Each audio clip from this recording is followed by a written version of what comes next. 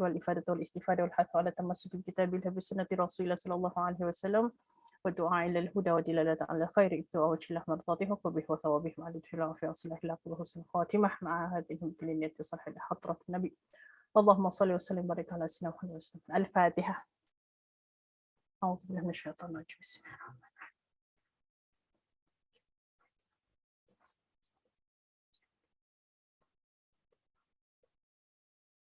Alhamdulillah, terima kasih atas soalan-soalannya. Saya tak tahu yang bertanya ada di sini atau tidak. Saya akan lihat kadang-kadang kajian kita akan letakkan broadcast ataupun letakkan di YouTube, tapi kadang-kadang mungkin ada yang sesuatu yang sensitif atau saya takut mendatangkan kontroversi dan sebagainya, kita akan tidak public. Kita tak letak public lah. Jadi saya sangat sarankan kalau dah tanya, kalau dapat sila ikuti Zoom. Kalau Zoom kita boleh catat. Kalau misalnya ianya tak diletakkan di YouTube. Baiklah para akhwat sekalian, antum pun boleh tanya melalui Zoom chat box di sini. Kalau susah untuk nak pergi Slido. Kalau saya akan ambil soalan-soalan dari Slido dahulu. Barulah kalau ada tambahan soalan boleh kita ambil di Zoom chat box insya-Allah. Kita akan mulakan dengan soalan pertama. Ustazah Raudha boleh bantu saya?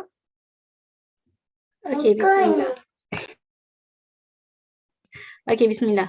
Soalan yang pertama Ustazah, saya masih ada hutang puasa dari 2016, tak sempat bayar, dah mengandung dan menyusukan. Belum habis menyusukan, mengandung lagi. Okey, baiklah. Buat para ibu-ibu yang berada dalam situasi seperti ini, ada jawapannya. InsyaAllah ada jawapannya dan jawapannya untuk memberikan semacam solusi lah, tapi pilihannya ada pada tangan para ibu.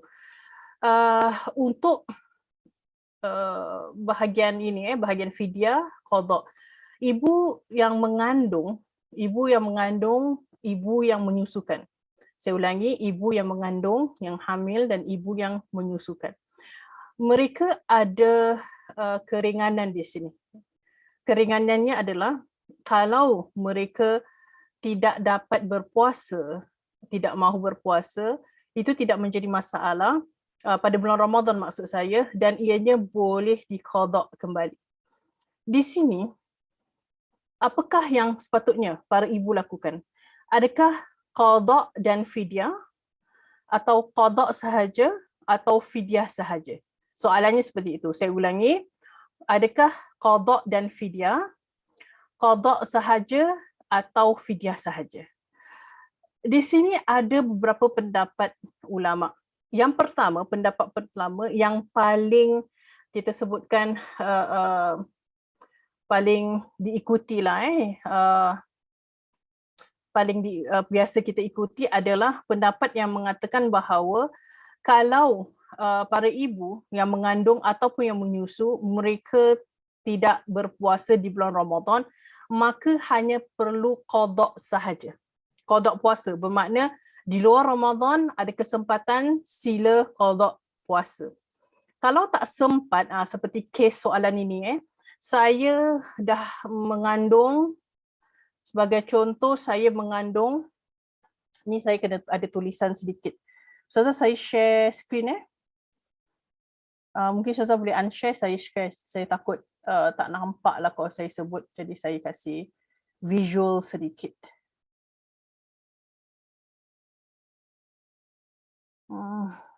Sebentar fikir. Okey, yang ini.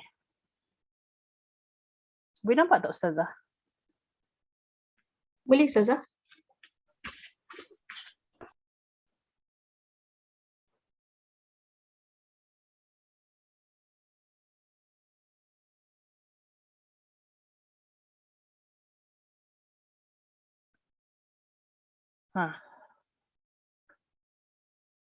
Syarat wajib puasa.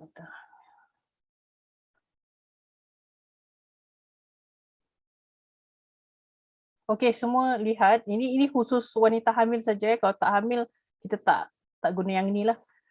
Wanita hamil atau menyusukan lah, saya letak sini. Salah je ya. Menyusukan. Okey. Sebagai contoh, ada wanita dia hamil, kemudian dah hamil, bawa kepada menyusu,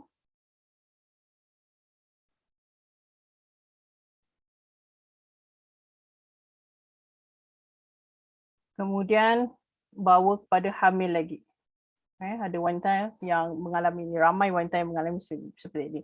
Saya sedang masih menyusukan anak saya, kemudian saya hamil lagi. Saya berhenti menyusu sebagai contoh. Jadi jadi dia tak ada kesempatan nak bayar pun.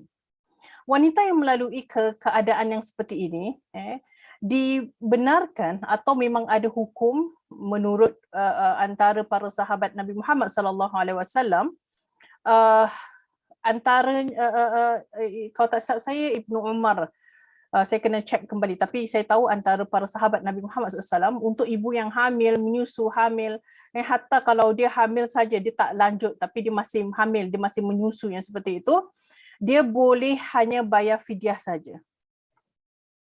Bermakna perlu tak saya qada puasa saya? Tak perlu qada puasa. Saya ulangi, ini hanya buat wanita yang betul-betul tak berkesempatan untuk qada puasa dan akan membebankan dia. Sebab tak henti-henti, dia hamil, misal ni hamil dia berat, 1 bulan dia tak puasa, atau letak dia daripada 30 hari, 20 hari dia tak puasa. Lepas tu bila menyusukan, 20 hari dia kena qada 20 hari, tapi dia tak mampu sebab dia sedang menyusukan. Kemudian dia hamil lagi, masih membawa 20 hari itu. Jadi kalau dia bawa ke tahun demi tahun, ianya akan berganda. Maka cukup untuk membayar fidyah sahaja. Tapi apa yang kita pelajari, pastinya kalau wanita hamil, Ustazah saya hamil, boleh tak saya buka puasa di bulan Ramadan? Jawapannya boleh. Apa yang saya harus lakukan? Kita mesti qada. Yang pertama, kita memang wajib qada. Wajib qada. Jadi wanita hamil, walaupun saya nak qada bila ni? Cuba sedaya upaya. Kalau boleh qada, sila qadakan. Dan Allah tahu kalau kita betul-betul tak boleh dan boleh, ataupun kita macam cari alasan sahaja. Jadi perlu qada. Kalau betul-betul kita tak mampu, seperti soalan wanita ini, saya hutang puasa dari sekian tahun, kemudian saya hamil, diikuti dengan menyusu, belum selesai menyusu, hamil lagi. Bila dah lepas hamil itu melahirkan, menyusu lagi. Jadi bertahun-tahun. Saya pernah ada satu wanita datang kepada saya, Ustazah saya dah 6 tahun, 6 tahun berturut-turut, 6 tahun ini saya tak pernah berhenti menyusu. Saya tak pernah berhenti menyusu. 6 tahun ke lebih? Lebih lah saya rasa. Bertahun-tahun lah saya sampai, saya tak terkejut lah sebab memang ada yang seperti itu. Jadi dia nak tahu, ni sekarang saya punya puasa yang saya tak puasa di bulan Ramadan kerana saya hamil, memang berat, ataupun saya menyusu, lemah dan sebagainya. Boleh tak Ustazah saya bayar fidyah saja? Saya tak boleh yang kemudian kata, dah mesti kuatkan diri. Tak boleh sebab saya tak tahu dia betul-betul kuat atau tidak. Orang kita tahu diri kita, kita tak tahu keadaan orang lain. Jadi saya cuma sampaikan kalau betul-betul tak mampu, maka bolehlah hanya membayar fidyah. Ada dalilnya.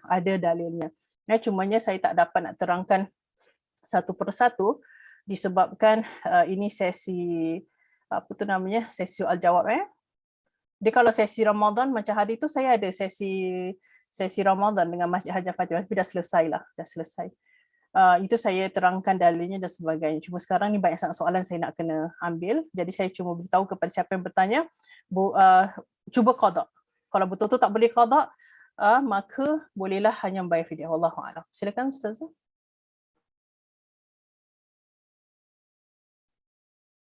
Apa soalan seterusnya? Sorry, ada dekat sini. Okey, saya nampak kat skrin saya. Okay. Sorry. Soalan seterusnya. Yeah. Can I work at a supermarket that sells beer and wine? Okay. If the question is in English, I will try to answer in English. Okay. So the question is, can I work in a supermarket if it sells beer or wine, alcoholic beverages. Now, you have to look at the place first. Is the market solely selling alcoholic beverages? Okay, so for example, you are working in a place, in a market where that market only sells alcoholic beverages. The beer and wine market, for example, or the beer and wine shop is solely on alcoholic beverages. If that's the case, okay, it is not permissible. But if you're working in a place where there are other things being sold in that market or in that supermarket, when you mention supermarket, I believe that it's like NTUC, for example. Of course, in NTUC, there are alcoholic beverages. Can I work there? Of course you can, because it is not so. The place is not solely selling beer and wine, but it's a supermarket. It sells everything. So if this is the case, the answer is yes, it is permissible. So look at your situation. Look at the place. Look at what it sells. If it's a beer and wine supermarket, for example, it's best not to get yourself involved and try to find other places to work at. Okay, if your case is like, there are no other shops that area. My village only has what do you call that? Shops that sells alcoholic beverages, for example. That's another different story. So we go by what do you call that? That should be addressed separately. Okay, so if you refer to supermarket like NTUC, it's fine. Inshallah, it's permissible. Okay. Okay, bismillah. Soalan seterusnya, can we use menstrual cup? The answer is, Waalaikumsalam, the answer is yes, you may, but it's not recommended for virgins. Okay, yes, it is okay, it's fine. It's just like tampon, for example, but it's not recommended for virgins especially. So use others. Yeah, you can use pads, or if you still insist on using menstrual cup, it's fine. Allahu alam. Soalan seterusnya, Ustazah, can I bentikan my daughter out of wedlock to my husband? My daughter out of wedlock to the husband, the stepfather lah, is it? Or alamak, this question is very vague. I'm not too sure how to answer this one. So this to my husband, the word to my husband, this husband, is it the biological father of the daughter, although that out of wedlock, but is he the biological father? Okay, because this part we have to address it case-to-case basis. So I would like to suggest that this person, you might want to contact what do you call that, Office of Mufti, their hotline. You might want to contact them, because your question is vague. I'm not too sure who the husband here is. Is it the stepfather to your daughter, or is it the biological daughter to the husband? So it requires elaboration to this question. I don't know how to answer this, but okay. Generally, the answer is if okay, for example, this is the most common case in Singapore, actually elsewhere also lah. So we have cases where couples, they are about to get married, and then they have and then the lady or the woman got pregnant before getting married, and then the lady got married to the husband, okay, to the biological father of the what do you call that, the baby inside her lah. And then they got married. So that baby inside her, because it's before marriage, okay, it's considered as out of wedlock. Okay, so technically she's not bent, or we cannot bend her to the father. But in instances where you know that your other children would be asking, why my kakak, for example, the eldest kakak, why my kakak, the binti is different? Okay, in this case, you can actually bend your daughter to the husband, to the biological father, although that she's conceived, okay, she's being conceived during or before the angkat or before the wedding, before the angkat itself. Okay, but she is actually the biological daughter of the father. If the father is not biological, this is where we need to address further. This is I need to know. Okay, we really need to address this based on the situation or the scenario of that family. Okay, so it's best to must refrain oneself. Okay, must refrain oneself because it's going to create a lot of troubles. And of course, although that the daughter is bent to the biological father out of wedlock, although she's out of wedlock, but during the marriage, the father cannot become the wali. Technically, okay, in Islam, in fiqh, okay, the father, although he's the biological father, but he's not the wali. He cannot be the wali. So this part, it can be the family can be discreet. Don't need to tell anyone. Just inform the wali. Just inform the wali hakim. The qadi. Just inform the qadi that I wish to proceed with a wali hakim, for example, because I cannot be the wali. The rest of family members don't have to know. We don't have to tell them. And as if we have family members who are having this kind of problems, or if they are being so secretive, do not dig further. Do not be kepo. Kenapa dia pakai wali hakim? Don't be kepo. Just let them do their business. Let's get them go ahead with their marriage. Okay, because if they have their problems, we have our own problems. So just concentrate on our own problems. Wallahu a'lam. Okay, syukran Ustazah. Soalan seterusnya, macam mana nak suruh mak mertua jangan masuk campur dalam rumah tangga dan urusan anak-anak? Waalaikumsalam. Macam mana nak suruh mak mertua jangan masuk campur dalam rumah tangga dan urusan anak-anak? Cakap baik-baik. Kalau cakap baik-baik tak dengar Ustazah. Masakan tak tahulah, saya tak tahu, benda ni bukan hukum. Saya tak boleh kasih jawapan. Ni pandai-pandailah, kena ikut kreativiti masing-masing. Kena belajar macam mana nak mengambil hati, macam mana nak cakap dengan baik. Ini semua komunikasi, cara kita berkomunikasi dengan baik dengan orang lain, itu semua perlu dipelajari. Di sini saya rasa saya cuma berikan soalan yang berkaitan dengan hukum hakam. Yang seperti ini tak ada kaitan dengan hukum hakam. Kalau nak tanya saya macam mana ni saya nak cakap mak mertua saya jangan masuk campur, saya hanya boleh nasihatkan cakap dengan baik, mohon kepada Allah SWT. Yang pertama mungkin kita mohon kepada Allah SWT, ya Allah, lembutkanlah hati ibu mertuaku, ya Allah, mudahkanlah aku untuk minta, untuk sampaikan untuk sampaikan sesuatu kepada ibu mertuaku. Ya Allah, keluarkanlah kata-kata dari mulutku, kata-kata yang baik, yang bukan menyakitkan. Berikanlah aku ilham untuk berkata, untuk bercakap dengan ibu mertuaku. Lembutkanlah hati dia. Jadi yang pertama kita doa, banyakkan doa. Yang kedua, kita berakhlak dengan ibu mertua kita. Berakhlak dengan dia. Mudah-mudahan berkat akhlak kita yang mulia, Allah SWT mudahkan urusan kita. Kalau kita asyik nak marah-marah, asyik nak tengok semua, asyik nak gangho aja, gangho tu masih sikit-sikit nak gaduh, ini yang susah lah. Perlu kesabaran di sini, perlu kesabaran dan perlu proses yang proses untuk kita menenangkan diri dan menenangkan orang lain. Wallahu a'lam. Syukran Ustazah. Soalan seterusnya, salam Ustazah. Every 4 months I go through a procedure to clean my womb to remove cancer cells. This entails the doctor scraping the walls of the uterus.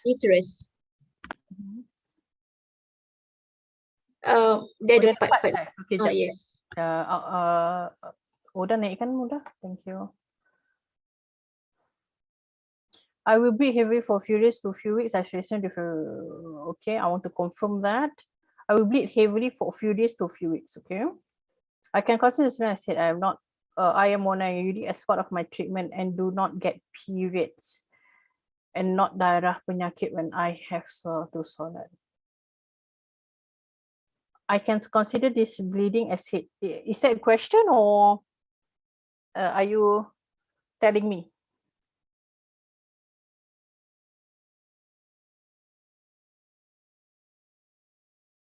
That question. I can consider this. I can consider this bleeding as hair, and then question mark. Is that so? Or are you telling me that you want to consider that as head? When it comes to differentiating between the bleeding, whether it's head or it's darah penyakit, or we call it irregular bleeding, istihadah, you have to look at the sifat, the characteristic of the blood, especially the color of the blood. The stronger the color or the stronger the bleeding is, the stronger the blood is considered as health. And then when it gets weaker, okay, you can consider it as istihadah.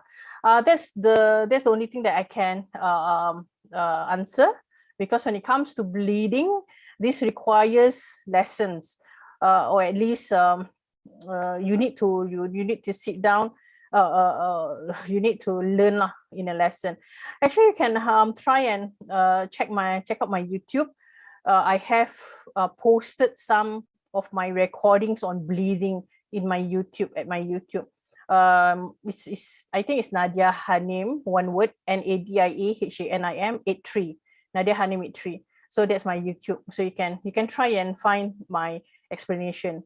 It'll be like hours of explanation. If you find that it's not relevant to your question, you can just forward. Okay. I think I've posted some lessons on fiqh of blood and discharges. Wallahu alam. Assalamualaikum. Salam kenal from kajian or course like tahsin tahfiz di Ramadan. A lot. You mean from Alwafa, is it? We have baca Quran. Khatam Quran, baca Quran. Yeah, baca Quran, khatam Quran. It's free for all and it's free of charge also. You can always check our IG, which is Alwafa, ALWAFA 110. Okay, Alwafa 110. So check our IG.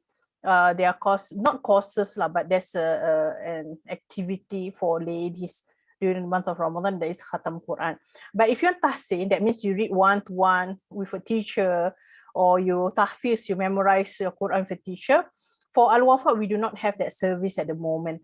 For Ramadan, we only prepare one activity. Yeah, but it's every day. Wallahu a'lam. Yeah. Soalan seterusnya, Ustazah boleh baca tak? Sekejap Salam Ustazah, berikan kalau seorang isteri itu grind suaminya dengan memakai seluar saat berhid dan definisi berjemaah itu adalah penetration. Ya, betul. Betul. Jadi soalan pertama yang dengan memakai seluar saat berhid, betul. Tapi di sini dia seperti ini. Wanita yang sedang berhid haram bagi keduanya lah, pasangan, untuk melakukan hubungan intim. Berjima maksudnya penetration. Ya. Berjima adalah penetration. Itu haram, diharamkan. Tapi kalau misalnya ada ada hubungan intim tapi tidak ada penetration, itu ada pandangan ulama. Ada para ulama mengatakan boleh, ada yang mengatakan boleh tapi hanya pusat ke atas. Jadi dua pandangan di sini. Satu kata boleh asalkan jangan penetrate, iaitu berjima, iaitu tidak berjima. Tidak berjima. Tapi boleh hubungan intim tapi tidak sampai penetration, tidak sampai jima. Tapi ada ulama mengatakan tak boleh. Tak boleh, hatta misalnya daerah kemaluan yang kita sedang hit itu tak dibenarkan, hanya boleh di atas, pusat ke atas. Jadi bermakna kalau berhubungan dengan suami, pusat ke atas, kalau kita sedang hit jangan ganggu yang di bawah. Jadi ini pandangan kedua. Jadi mana satu Ustazah? Ini terserah masing-masing. Apa-apa pun dua-dua pandangan itu berdalil. Wallahu alam. Tapi penetration definitely cannot, itu haram. Okay, syukran Ustazah. Soalan seterusnya. Assalamualaikum. Macam mana nak bezakan air mani wanita? Air mani wanita dengan air mani laki-laki itu beza, sangat berbeza. Tapi dalam istilah fiqh ataupun dalam terminologi fikih masih dipanggil sebagai mani. Walaupun secara medical, apa tu nama dia, anatomi, secara biologi, dua-dua mani keluar dari bahagian lain kerana satu perempuan, satu laki-laki. Dan kalau air mani laki-laki namanya sperm, kalau perempuan kita tak ada sperm. Jadi keluar dari mana yang seperti itu. Jadi tempatnya lain. Jadi bahagian medicalnya itu kena belajarlah dia keluar dari mana. Tapi kedua-duanya adalah mani. Nah, sekarang ini laki-laki mani mereka jelas boleh nampak. Wanita susah sikit.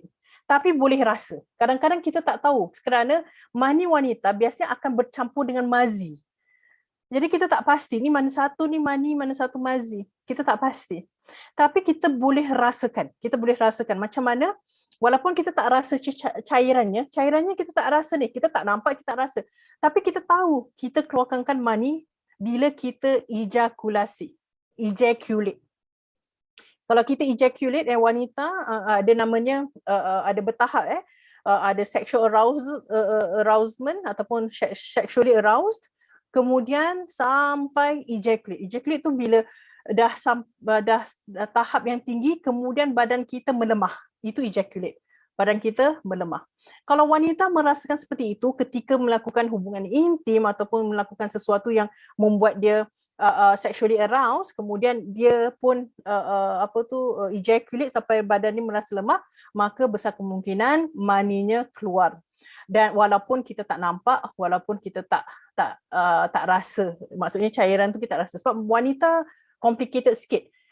Kalau laki-laki nampak maninya, kalau wanita kadang-kadang dah bercampur dengan mazi, jadi kita tak perasan. Wallahu alam. Okay, syukran Ustazah. Soalan seterusnya. Assalamualaikum Ustazah.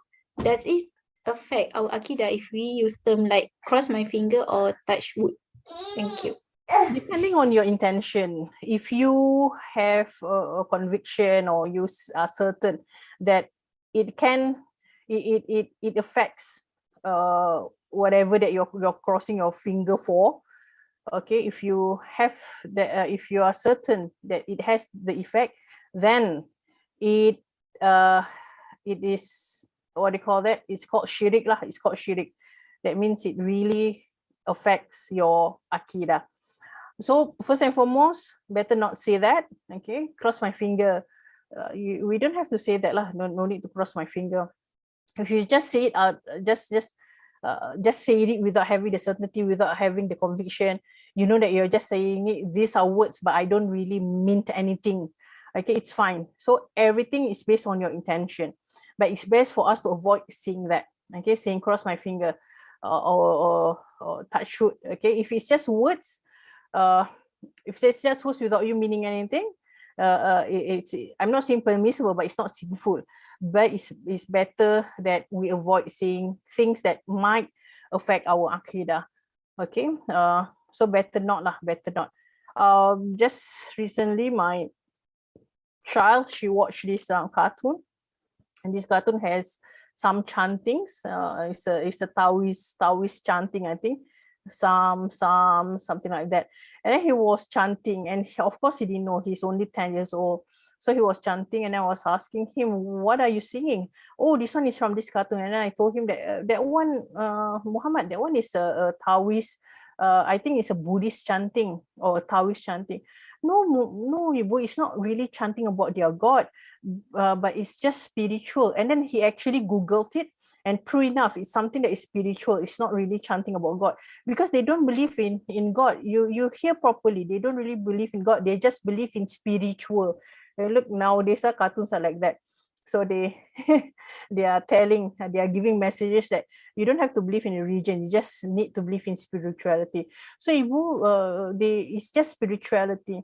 And then when I look at the translation, so it says something like about the soul. Okay, there's no mention about God, but I told him that better not lah, better not. As long as it's a chanting, and we are not sure of what it means, what will it affect, so you better not chant that anymore. So I told my child not to chant that, although that it sounds nice, so better avoid doing so.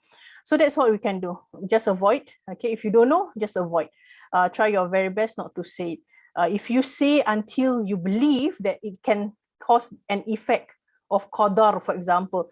Oh, if I touch wood, nothing will happen. If you believe that, then it becomes syirik already. Wallahu a'lam. Okay, bismillah.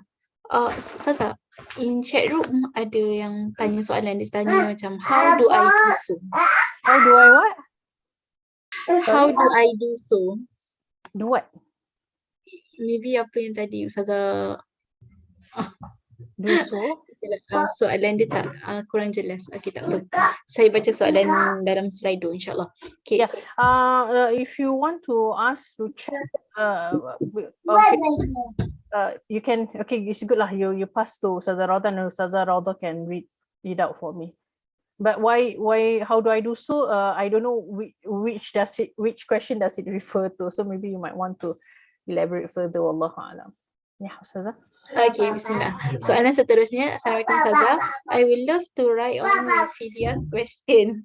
How do we pay if lost track?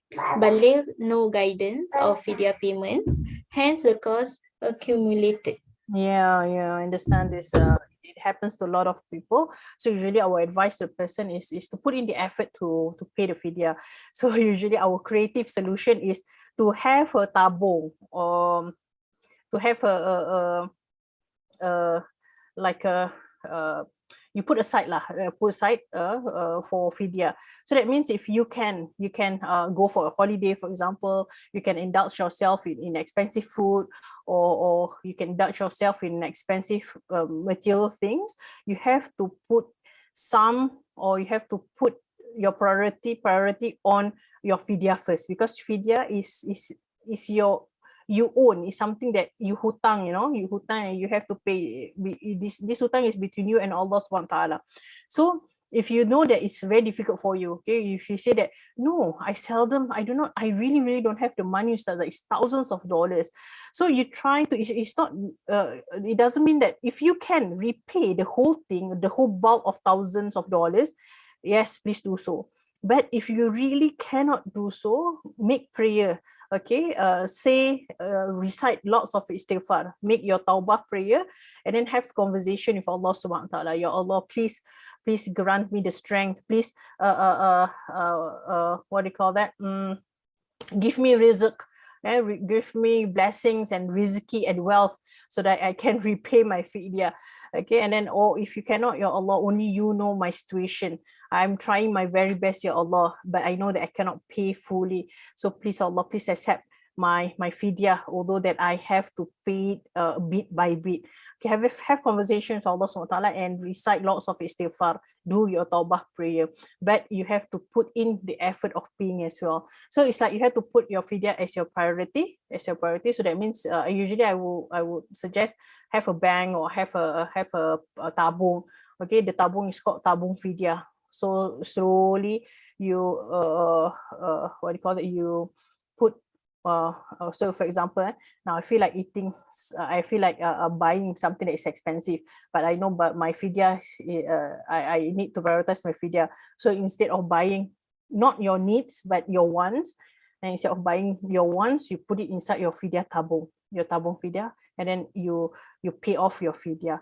Although that, of course, you cannot, you lost track already how many thousands. So just estimate. So I can suggest also estimate, go to Google and then write Muiz fidyah calculator, or Muiz, Muiz fidyah calculator. And then you can find the fidyah calculator there, and then you can calculate based on estimation. So for example, I had my first balil at 15 years old. I was 15 years old. No one taught me about fidyah. No one taught me any Islamic studies, so I didn't know anything.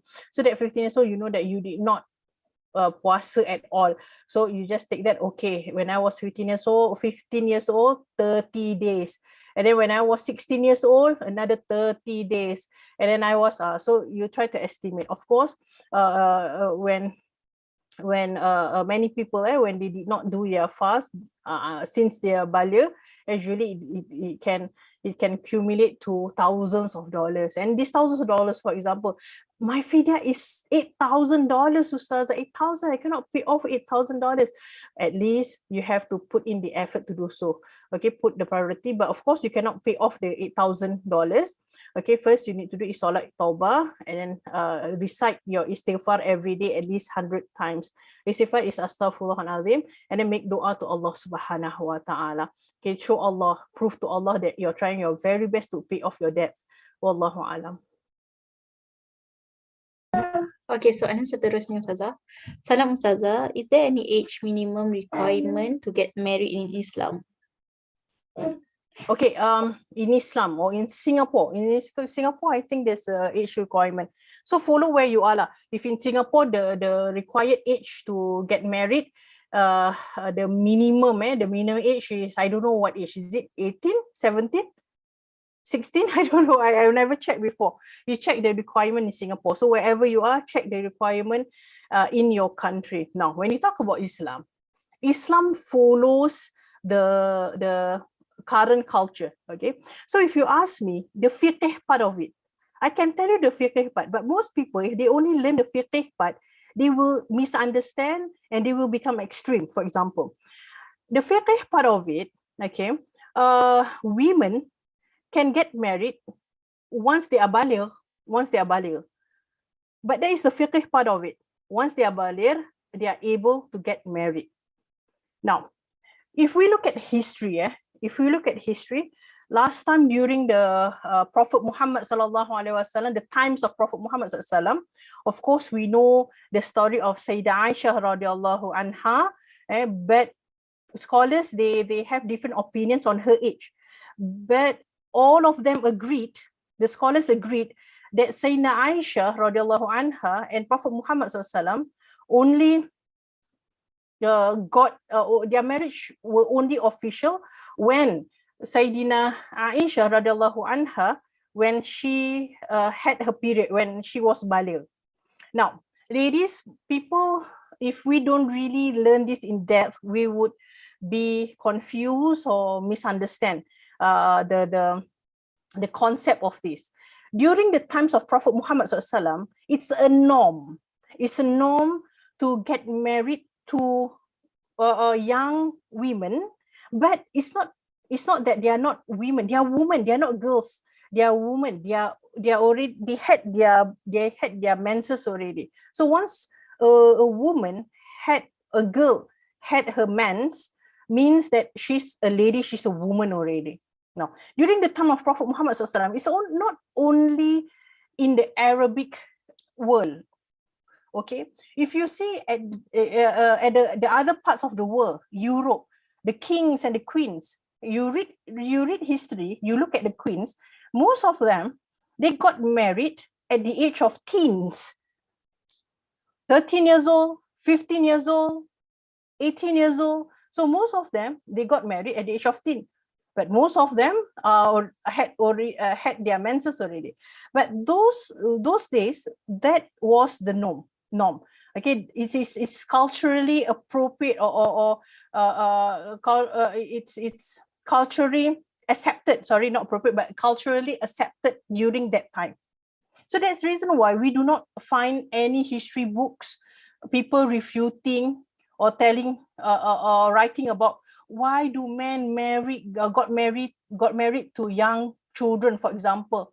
During that time, we don't see that because it's a cultural, it is culturally accepted. Now, during our times, okay, our culture, we, of course, people understanding our social life evolves. We change. People, the society changes. So in 2022, for example, it's not a cultural norm it's not something that is normal for us to see men getting married to a 13-year-old girl, for example. That's the reason why we have countries putting age limit, putting minimum age, because it's not something that is normal anymore. It's not a norm. So that's the reason why we are following that. So that's why I said you follow the country that you live in. If your country says that, oh, the minimum age is 18 years old, so only at 18 years old, then you can, the woman or the man can get married. So depending on the country, so we follow the country. And I'm not saying that, oh, that means if you follow the country, you're not following Islam. It's not that. It's just the same as polygamy, for example. Polygamy is allowed, it's permissible, but it's not a norm. It's not something that is normal. So that's the reason why in Singapore, even for Muslims, if they want to do polygamy, for example, if they want to continue with having more than one wife, they have to go through certain process. In Singapore, it's not legal for you to just take a second wife. There are so many processes. They have to do investigation on you to get it, to make it official for you to get a second wife. So depending on your country and the culture that we are living in, okay. So maybe, but in where people will started to complain, started to argue, Islam already allow and then you make it difficult. It's not as easy as that. In Islam, we do not learn just the fiqh. It's not like, oh, polygamy is permissible, I can do whatever I want. Oh, marrying a 13-year-old, as long as she had her mens, it's permissible, I can do so. It's not as easy as that. It's not as simple as that. In Islam, it's not just the fiqh. Yes, in fiqh, technically, that is permissible. But we do not only look at the fiqh part of it. We look at the objectives or the principles. That's why this case, if a person comes to the Mahkamah Syariah, I want to get married to a 13-year-old. Okay, so this case will be investigated. Of course, in Singapore, it's illegal even. So it's not actually permissible. Wallahu alam.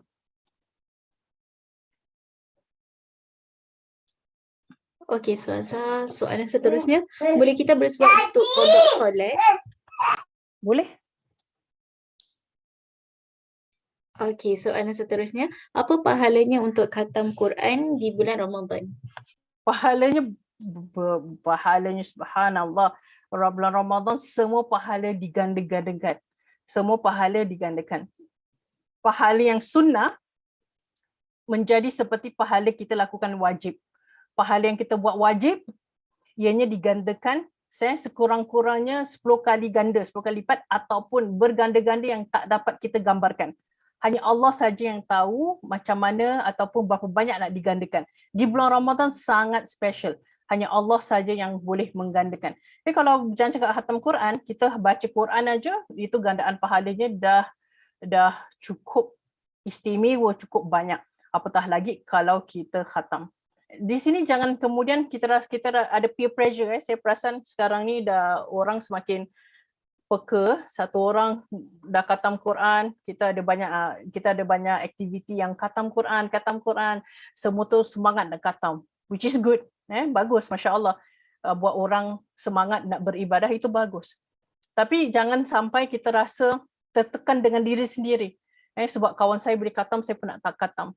Tapi kemudian lihat situasi masing-masing. Kalau mampu silakan. Kalau tak mampu, jangan lepas Al-Quran. Jangan lepas membaca Al-Quran. Khatam atau tidak khatam. Kalau dalam bulan puasa kita mampu untuk khatamkan, alhamdulillah. Kalau tak mampu untuk khatamkan, luar Ramadan pun boleh dikhatamkan. Yang penting bacalah Al-Quran. Wallahu a'lam. Okey, soalan seterusnya. Adakah haram untuk buang bulu tangan dan kaki? Kalau untuk perempuan, wanita, kalau untuk wanita, kita memang ada situasi yang kita tak boleh, ataupun ada bahagian yang wanita kalau ada bulu nampak, saya tak tahu nak guna bahasa apa, nampak macam Allahumma salli, nampak macam tak, saya nak kena gunakan bahasa betul-betul sikit. Okey, saya tahu nak gunakan bahasa apa. Ada bahagian yang wanita kalau kita ada bulu nampak macam bukan wanita. Sebagai contoh misai. Ini bukan tempat yang sepatutnya wanita ada bulu, walaupun semua orang ada misai. Sebenarnya kita semua ada misai. Cuma ada yang lebih ada tebal, ada yang tak nampak. Siapa yang putih melepak tu kadang-kadang nampak warna hitam-hitam di situ. Di sini, ini kan Kalau laki-laki ada bulu di sini, it's okay sebab nampaklah itu laki-laki. Wanita tak sepatutnya ada panjang seperti itu, maka dibenarkan untuk bersihkan bulu di bahagian yang tidak sepatutnya para wanita ada ataupun nampak macam tak nampak wanita seperti itu. Okey, kalau misalnya ada bulu di tengah-tengah sini, tengah-tengah mata, dahi apa nama dia? Bulu kening tercantum. Ni macam saya punya bulu kening ni tercantum. Kalau tercantum di sini kan nampak bukan sepatutnya, bulu kening kan sepatutnya gini-gini je. Kalau di sini kita boleh cukur ataupun kita boleh tanggalkan bulu di sini. Ustazah, cukur kening boleh? Ni saya dah agak dah. Cukur kening yang setempat yang nak cantikkan, nak tipiskan, itu tak boleh. Tapi kalau yang tempat yang tak sepatutnya ada, seperti di tengah-tengah ni tak sepatutnya ada, maka boleh. Tapi Ustazah di sini kan kalau ada tak cantik. Itu vanity namanya, nak melawak. Tapi dalam Islam tak dibenarkan untuk cukur bulu kening. Tapi ada Ustazah kata boleh. Jadi ikutlah. Tapi saya tak rasa ada Ustazah kata boleh. Kalau ada, siapa tu? Saya nak tahu juga siapa Ustazah kata boleh. Tapi so far saya tahu tak ada yang kata boleh. Kaki dan tangan, kalau terbanyak, banyak sangat. Sampai suami kata, ya lama berbulunya you. Sampai ada keluar kata-kata seperti itu atau orang tengok, kenapa ya kaki macam perempuan tau, tapi kaki dengan tangan banyak bulu. Memang ada orang yang mempunyai baka yang membanyakkan bulu. Nah, kalau tak terlalu banyak sangat, dibenarkan untuk mencabut kaki dan bulu tangan. Wallahu a'lam. Okey, soalan seterusnya. Adakah haram untuk pasang braces di gigi? Tak haram, silakan. Boleh. Hukumnya harus, maksudnya silakan, boleh. Nak boleh, tak nak pun boleh. Okey, soalan seterusnya. Apa pahala untuk mengislamkan orang kafir? Ni macam saya pernah jawab gitu. Adakah orang yang sama yang bertanya, apa pahala untuk mengislamkan orang kafir? Pahalanya adalah pahala. Jadi mengislamkan orang kafir adalah, dia bukan tengok kita islamkan orang ke tidak. Dia tengok akhlak kita ketika kita membawa orang, mengundang orang. Ini saya dah jawab lah ni. Saya sampaikan tentang undangan. Islam itu kita bukan mengislamkan. Kita bukan kata dia bukan macam missionary. Missionary itu masukkan orang ke their mission is to get people into their religion so that there's salvation. Ada salvation di situ, ada perkataan salvation. Kalau siapa tak masuk ke agama mereka, kirakan dia akan that is their mission lah, dia akan masuk neraka sebagainya. Tapi kalau dalam Islam, dia bukan kita mengislamkan orang. Kita tak sebut mengislamkan orang. Kita sebut mengundang Islam, dakwah. Dakwah itu mengundang. Kita invitation. Kita sampaikan orang tentang Islam, kemudian terserah orang itu dapat hidayah atau tidak, orang itu nak ke tidak, tapi kita tak mengislamkan dia. Tak ada orang mengislamkan orang. Rasulullah SAW pun tidak mengislamkan. Apa yang Rasulullah SAW lakukan adalah mengundang manusia kepada tauhid Allah, kepada ketauhidan Allah. Mengundang manusia kepada akhlak mulia. Mengundang manusia kepada syariah ataupun ajaran Islam. Tidak ada orang yang mengislamkan seseorang. Dia bukan macam missionary. Mengislamkan orang kafir. Pahalanya terserah Allah Subhanahu Wa Taala. Kalau kita mengislamkan dengan paksaan sebagai contoh, itu pastinya kita rasa wow, aku dah islamkan dia, tapi kita buat secara paksaan, kita buat secara kasaran, maka tidak ada pahala di situ. Tidak ada pahala di situ kerana kita tak menunjukkan akhlak yang sepatutnya. Tapi di sini perlu ada akhlak. Tengok akhlak kita bagaimana. Tengok akhlak kita bagaimana ketika melakukan perkara ini. Kalau orang lain yang tanya, bermakna masih ramai juga orang tanya soalan seperti ini. Kenapa? Saya nak tahu kenapa mengislamkan. Apakah tujuannya mengislamkan orang kafir?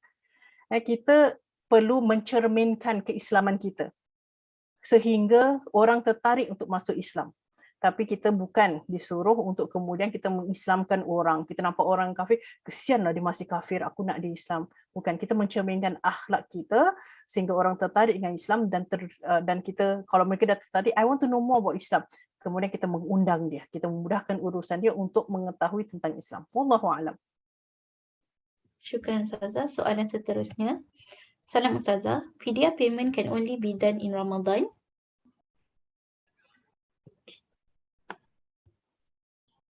No, outside of Ramadan pun boleh. Wallahu a'lam.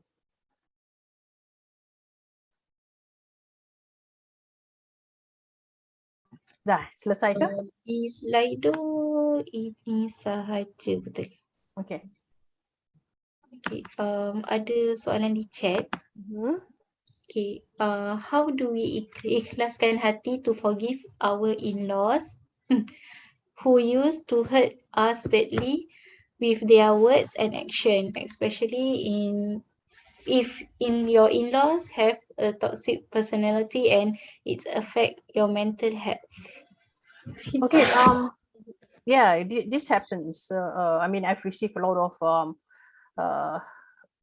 what do you call that, questions or even people asking for my advice on this matter.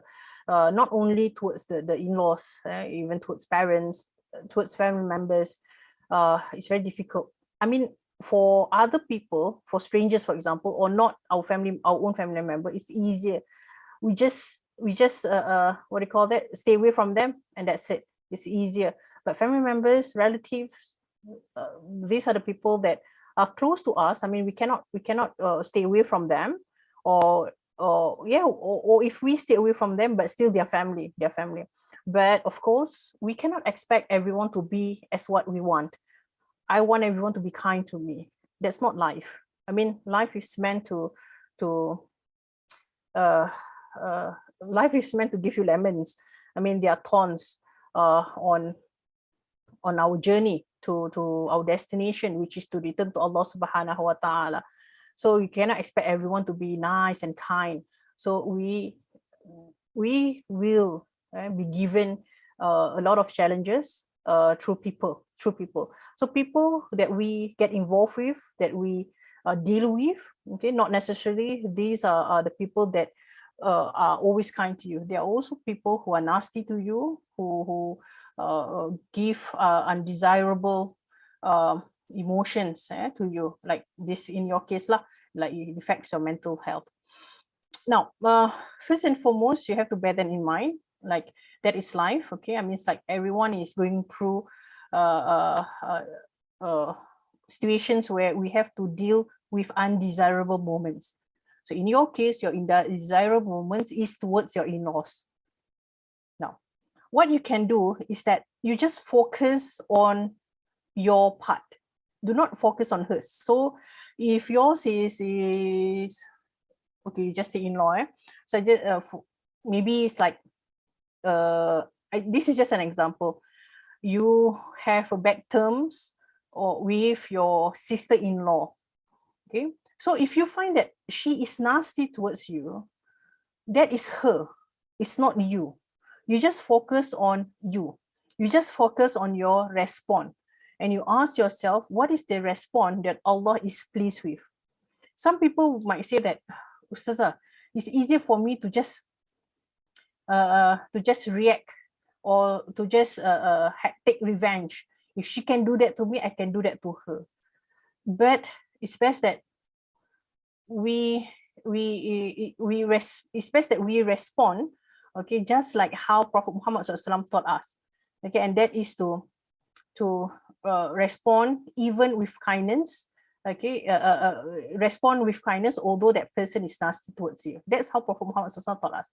Yes, it's painful, it's hurtful, but we know that we're doing our part, not for that person, although that we know that the person doesn't deserve our kindness, doesn't deserve our goodness or our good deeds, but we're not doing for them. Do not look at them as them.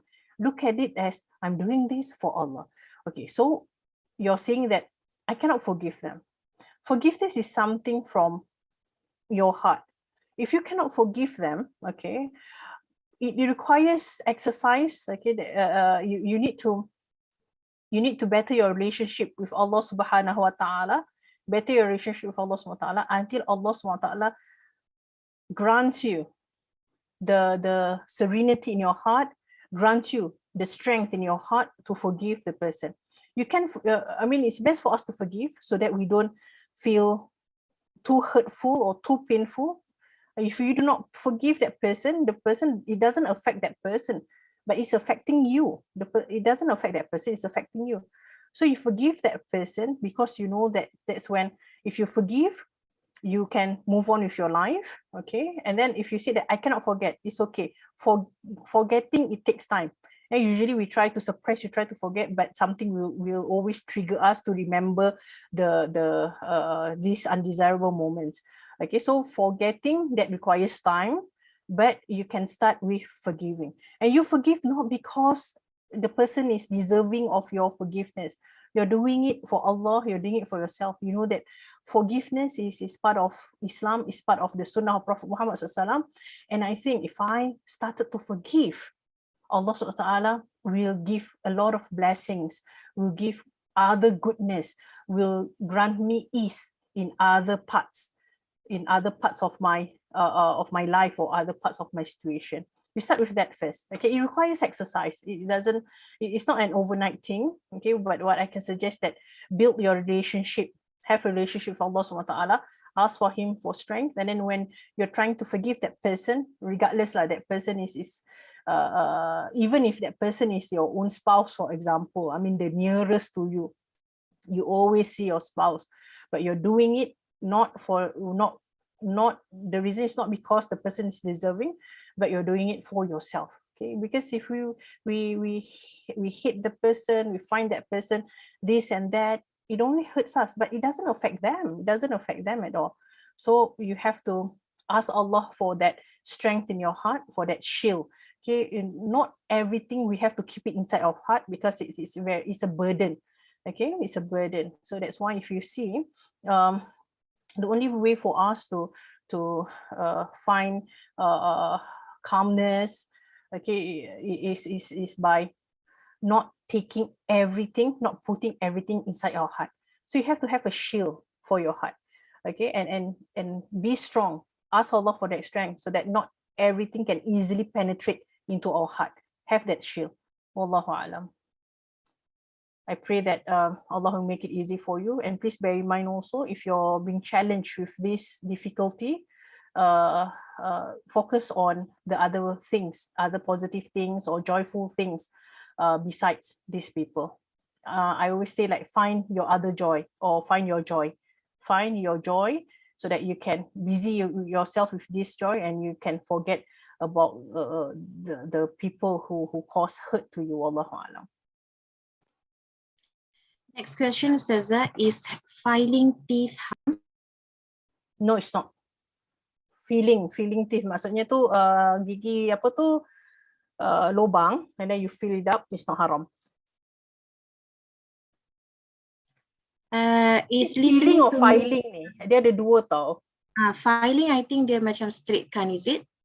Filing macam dia asar kan, jadi macam taring gitu. Filing boleh. Filing tak boleh. Kenapa orang nak filing susah? Filing macam mana tu? Macam jaws gigi jaws, is it? Kalau feeling boleh, filing tak boleh. You file. This one is 1L, so that means filing lah. Is listening to music haram? This one I can't.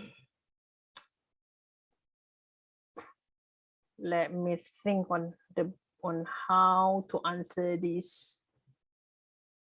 Okay, I just give the general ruling or okay. Now, listening to music, okay, there are different opinions. Some say haram, some say no. Okay, so in order for us to understand, to choose, okay, we might want to listen to the explanation. It's very long explanation from both sides. But personally, okay, I'm leaning towards those who say that it's not haram unless the lyrics are, or unless it makes you it distance you from acts of worship. For example, you are so you're always with music, you're really into music until you forget to do other acts of worship. For example, until you forget to salat, until you forget to do other obligations. You didn't those under your responsibility, you neglect them because you're too focused on your music, then that becomes haram, definitely, because you forget about the wajib or the obligations, other obligations. Yeah. And the lyrics, of course, if the lyrics are full of vulgarity, definitely becomes haram. Or the lyrics, for example, the lyrics is about about singing about God, or not about Allah. That means, for example, hallelujah, or I don't know what is the meaning of it lah. Okay, but there's even an Arabic word for it. Okay, so and then it really affects your iman. If it affects your iman, that can be syirik and it becomes haram. Wallahu a'lam. Related to the filing of teeth just now, maksudnya asah gigi kerana gigi panjang. Kerana gigi panjang? Asah gigi kerana mungkin the shape dia. Okay. Kalau, ni saya buat bahasa Melayu lah. Kalau, okay, dia apa-apa yang abnormal, yang nampak abnormal. Sebagai contoh, macam tadi saya cakap, abnormal kalau apa nama dia, ini tercantum, ataupun mulut sumpit, sumpit yang gitu. Ini maksudnya bukan sesuatu yang biasa. Jadi boleh tak kalau mulut saya sumpit, saya betulkan? Pakai plastic surgery tau, boleh. Boleh tak kalau saya accident kemudian muka saya sengit, boleh tak saya pakai plastic surgery? Boleh. Apa-apa yang kemudiannya menjadikan seperti biasa itu dibenarkan. Boleh tak gigi saya ni panjang sangat sampai saya tak boleh tutup mulut? Sampai kalau saya berbual, saya susah nak berbual. Ataupun saya nak makan susah. Ini perkara-perkara yang menyusahkan kita, bukan kerana vanity, bukan nak melawar, itu dibenarkan. Kalau nak melawar, itu tak dibenarkan. Ada orang nak asal sebab nak nampak macam Dracula, jadi orang takut, ataupun nak macam gigi saya nak macam Jaws. Tak boleh, itu haram. Tapi kalau kerana sebab saya tak boleh makan, sebab saya tak boleh cakap, sebab saya susah untuk saya nanti ada infection ke apa, boleh, itu dibenarkan. Apa-apa yang medical is boleh. Wallahu a'lam. Dia tanya lagi, asah gigi kasih gigi pendek. Yelah, gigi panjang asal jadi pendek. Itu yang maksud saya. Kalau panjang asal saya faham, tu maksudnya jadi pendek. Boleh kalau kerana medical, tapi kalau sebab nak melawar, ini saya tengok gigi taring saya, padahal gigi taring dia normal. Tak mengganggu dia makan, tak mengganggu dia berbual, bercakap. Normal, tapi dia rasa, tapi macam saya nak pendek lah, saya punya gigi semua sama rata saja. Untuk vanity, untuk melawar saja, kerana dia nak sahaja. Itu tak boleh. Yang seperti itu tak boleh. Jadi tengok kenapa dulu. Kenapa, baru di situ ada hukum. Wallahu a'lam. Jazakumullah khairan Ustazah, itu saja soalannya. Baiklah, ada soalan-soalan yang lain daripada siapa yang hadir, mungkin boleh tanya di sini ataupun boleh verbal, boleh tulis di chat box. Di Slido ada soalan lagi satu, apakah hukum ada kawan opposite gender? Hukum maksud ni terlalu luas. Berkawan silakan, tapi berkawan untuk apa? Itu kena jaga-jaga sedikit. Berkawan tak menjadi masalah, tapi kalau berkawan untuk apa? Itu yang kena tanya. Itu yang menjadi hukum. Kita kawan dengan opposite gender. Sebab dia kawan sekolah, sebab nak buat tugasan sama-sama, sebab dia kawan kerja, nak kena meeting, nak kena... Yelah, kawan kerja, nak tak nak memang kita jumpa. Kawan sekolah, nak tak nak memang kita jumpa. Itu tak menjadi masalah. Tapi kalau kita berkawan kerana perkara-perkara yang kemudiannya akan membuat kita melanggar syariat Islam, itu yang menjadi haram. Tapi kalau tidak, jawapannya tak menjadi masalah. Boleh, dibolehkan, wallahu a'lam. Tapi tengok kalau macam banyak sangat fitnah, lebih jangan. Misalnya saya nak kawan opposite gender, tapi dirinya tu Mungkin sangat lawa. Setiap kali dia kawan dengan opposite gender je, mesti opposite gender tu jatuh hati dekat dia. Oleh sebab itu, jangan kawan dengan opposite gender. Tapi sejujurnya, lagi-lagi siapa yang dah ada apa tu, yang dah bersuami oh ni kawan kerja saya je Ustazah, jaga diri. Ini bukan saja yang bersuami lah, yang tak bersuami pun sama juga. Jaga diri, tak payah nak kawan-kawan sangat. Kita kawan profesional. Kawan profesional tak menjadi masalah. Oh, meeting. Tapi kalau kawan tu, misalnya kita kawan sekerja, kemudian yang laki ada kawan sekerja laki-laki, jom kita pergi lunch sama-sama. Kalau ramai-ramai, itu tak mendatangkan fitnah. Oh taklah, kita berdua je. Itu kan mendatangkan fitnah, padah tu namanya. Jadi mesti jaga diri yang seperti itu. Sebab sesuatu yang boleh mendatangkan fitnah, lebih baik kita jauhkan. Wallahualam.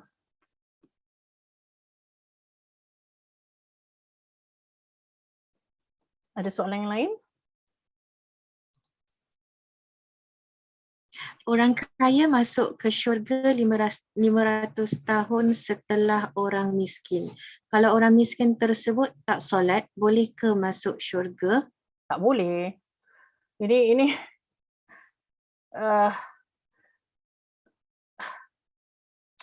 saya nak cakap tak boleh pun silap Masuk syurga, masuk neraka, ni urusan Allah.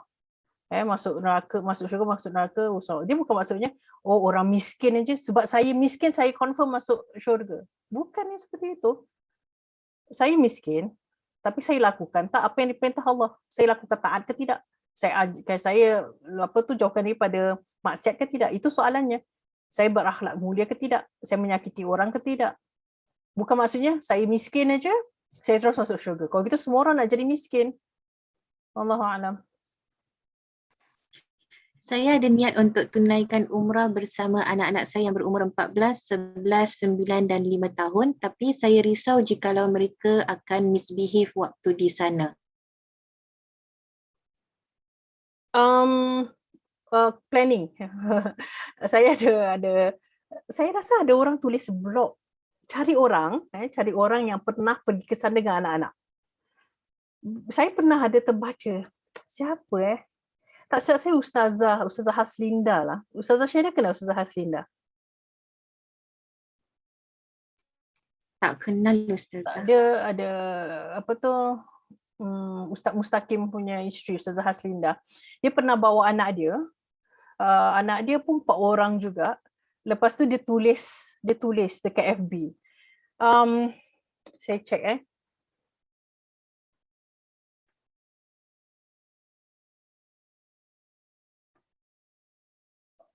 Okay. Nanti yang tanya ni, sekejap saya tak check sekarang. Okey, jadi pertama sekali cari tahu siapa yang pernah bawa anak kecil, macam mana caranya untuk make them busy lah, ataupun ada tips-tips. Jadi planning, kemudian cari informasi. Itu yang saya boleh nasihatkan, planning dan cari informasi. Okey.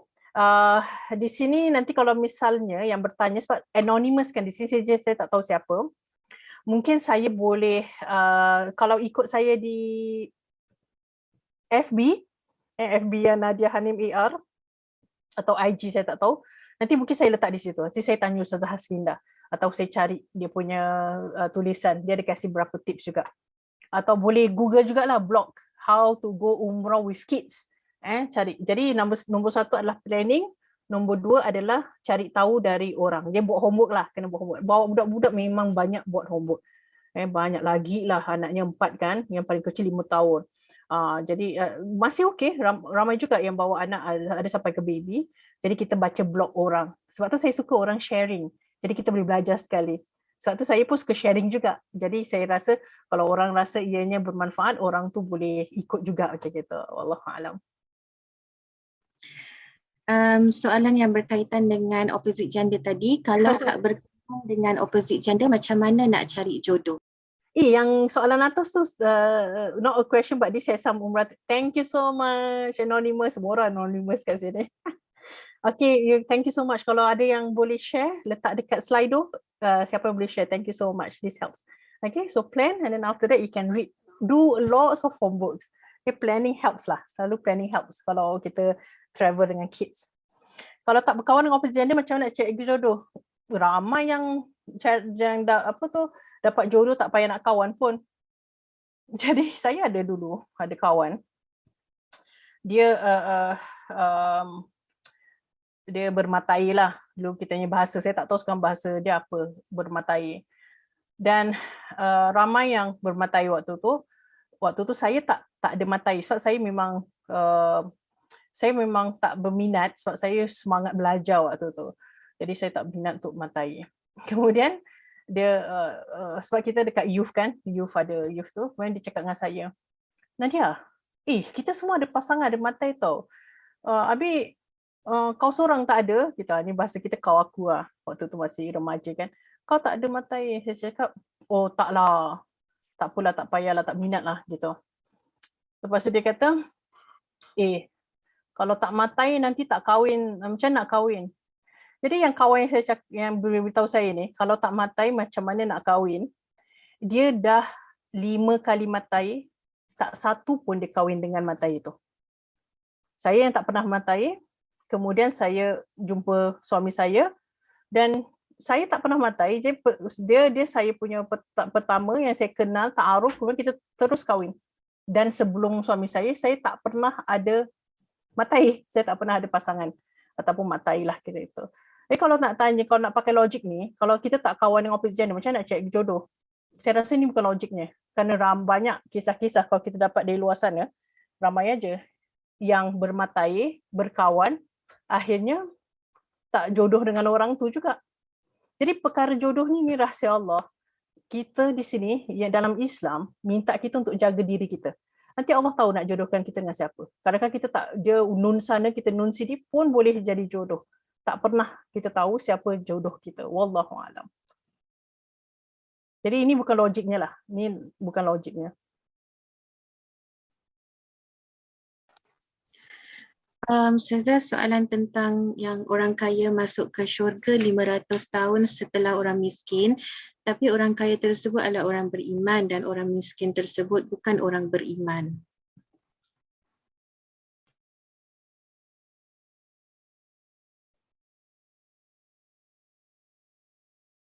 Oh, saya tahu soalan dia. Kenapa orang kaya kena tunggu 500 tahun baru nak masuk ke syurga? Okey, kepada yang bertanya ni, saya tak tahu kenapa anda terlalu obses dengan 500 tahun ni. Walaupun memang kata, tapi ini kan ada hadis gitu. Sebenarnya perkara-perkara seperti ini, ianya bukan sesuatu yang ini perkara yang gaib, ataupun perkara yang hanya Allah saja yang tahu. Allah nak jadikan 500 tahun atau tidak, itu bukan sesuatu yang kita bincangkan. Kita tak bincang kenapa 500 tahun saja, kenapa tak 100 tahun aja, kenapa tak 300. Ini bukan perkara yang kita bincang. Yang kita bincangkan adalah kita mesti pastikan diri kita masuk syurga. Itu saja. Tak payah nak fikirkan kenapa saya mesti 500 tahun. Ini sebenarnya untuk memberi semangat kepada mereka yang sebagai contoh yang melalui kehidupan dengan fakir, dengan miskin. Untuk memberi harapan kepada mereka, busyra, berita gembira kepada mereka bahawa jangan sedih sangat walaupun anda miskin di dunia, tapi ada kebaikan di hari akhirat nanti. Jadi orang kaya pula, jangan kemudian kita fikir, alamak habis aku kaya ni, sebab aku kaya aku sekarang tak dapat masuk syurga cepat-cepat. Kita tengok berapa ramai orang para sahabat Nabi Muhammad SAW, ada orang kaya-kaya, saudagar. Sayyidina Abu Bakar sebagai contoh, Sayyidina Abdurrahman bin Auf, ni semua orang kaya-kaya. Tapi mereka tak pernah bertanyakan kepada Nabi Muhammad SAW, kenapa aku masuk 500 tahun? Kerana itu tak menjadi masalah buat mereka. Yang sekarang mereka fikirkan adalah apa yang saya boleh lakukan sekarang ini. Apa yang saya boleh lakukan sekarang ini supaya saya boleh masuk ke syurga. Walaupun saya kaya, saya dengar 500 tahun, tapi kan ada ibadah-ibadah lain yang boleh buat kita lebih cepat sebagai contoh. Orang kaya, tapi orang kaya yang suka memberi. Nah, ini aja pahala yang kemudiannya boleh, walaupun kita jangan fikir 500 tahun, ini saja pahala yang sangat dimuliakan ataupun orang tu boleh dimuliakan Allah kerana dia ada sifat memberi walaupun dirinya kaya. Saya kurang faham kenapa masih lagi bertanya tentang 500 tahun ini. Kenapa obses sangat dengan 500 tahun? Adakah anda seorang yang kaya? Adakah anda seorang kaya sampai risau kenapa anda corot 500 tahun. Jangan risau yang itu, 500 ke, 100 ke, 300 ke. Walaupun anda mengatakan tapi ada hadisnya. Nah, di sini itu sahaja kita perlu pelajari. Hadisnya itu bagaimana. Dan kemudian dia bukan sebutkan tentang hadis itu aja, banyak hadis lain tentang orang kaya juga. Wallahu alam. What's your take on taking medicine to prevent menstruation during Umrah? Is it haram? Tak haram.